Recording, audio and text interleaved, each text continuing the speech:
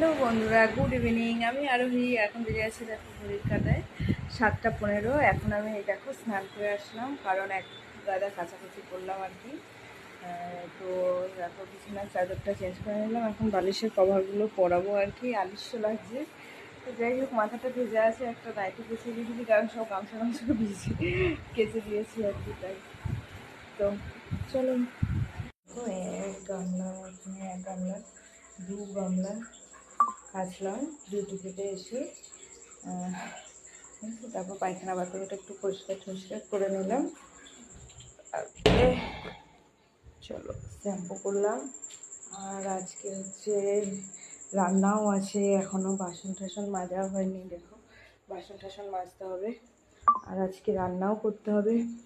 আজকে দেখো কি রান্না করব। আজকে ডিউটি থেকে আসার পথে নিয়ে এসেছি চিকেন, তো একটা থালকাপও নিয়ে এসেছি।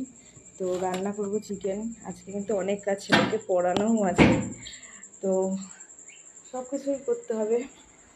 আর আজকে দেখো কত কি বাজার এনেছি, চলো দাঁড়াও ঢেলে দেখো কর্নফ্লেক্স, পাস্তা, মানে চাউমিন, ডাবল রেড রাইস, এগুলো সব এনেছি।